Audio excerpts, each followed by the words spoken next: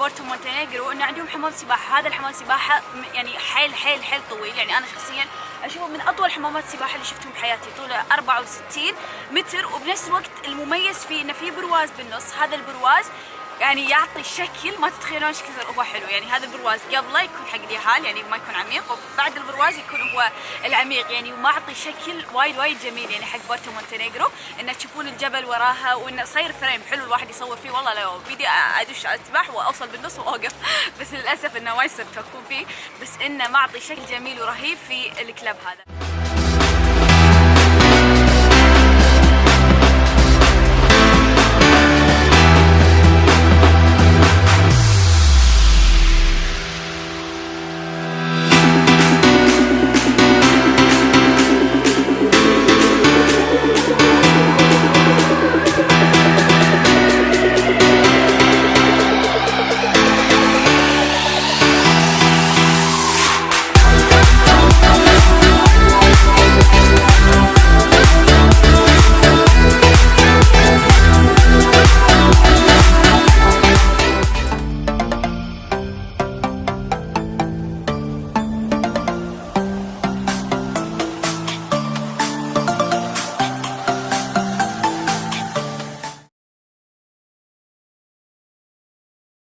من الاشياء اللي تسوونها في بورتو مونتينيغرو انكم تاخذون لكم يخت صغير، قارب صغير. شلون يخت صغير يا لولو؟ يعني المهم قارب صغير وتيون تتمشون وتاخذون اجواء وايد وايد وايد حلوه.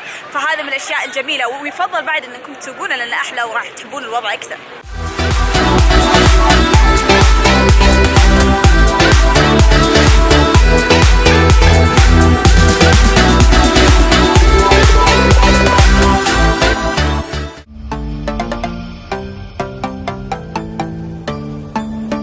احنا حاليا موجودين في منطقة كوتور. هذه المنطقة كانت محمية لحد الحين من اليونسكو. هذه تحتوي على الكثير من الاشياء. حاليا اصبحت يعني مثل هو يعني سور محوط، وفي الحين مباني بيوت وبنفس الوقت مطاعم. يعني تشوفون صار المكان سياحي بحت. المكان هذا يذكرني كثير كثير كثير كثير في سراييف وفي البوسنة.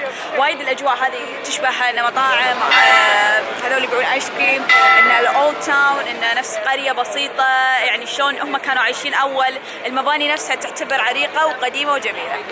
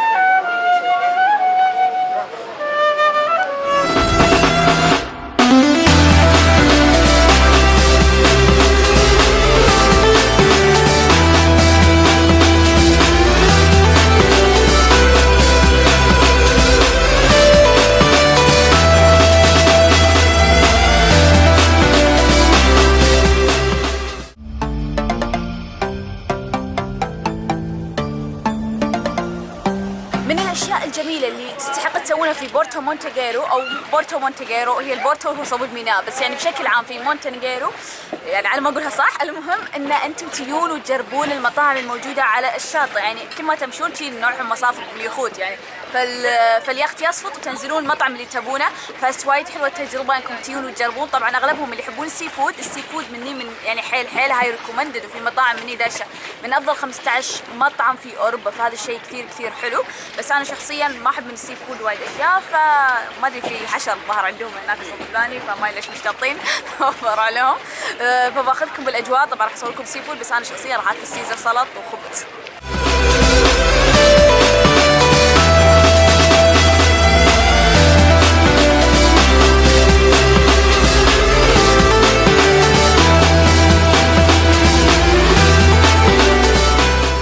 عليهم ما ادري شلون الناس تاكل سي فود والله، يعني ما ادري شلون. طبعا هذه الانسانه اللي اسمها مينا ياكلونه تاكل الاخضر واليابس. اخ يا جماعه، يعني انا حدي سمك مشوي، بفل شرمب، هي الاشياء يعني ملوت. حبيبتي حدي سمك زين مسوينه. شعري، نيسر، هامور، شو بعد عندنا؟ ما انا كل السمك عندي اللي بالعيش اشياء بالبهي مال البيت يعني اللي فيهم بهارات، بس هذا يا اخي تحسين انه ما في ولا شيء، يعني ما شاء الله عليكم والله.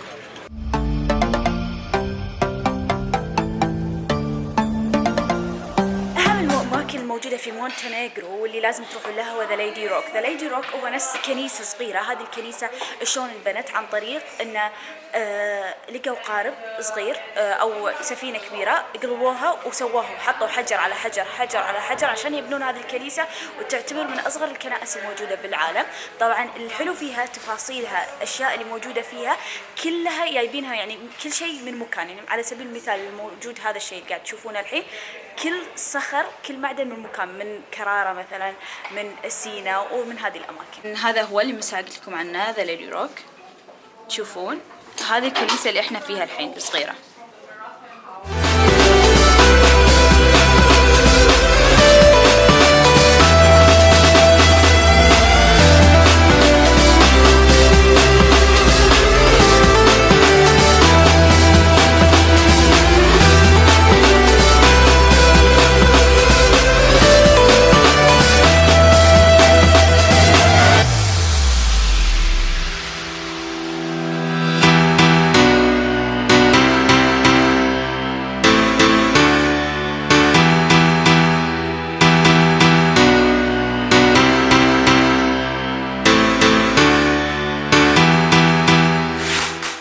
في الفلوج عن شكاو بموت. لا تعالي بقول لهم شيء.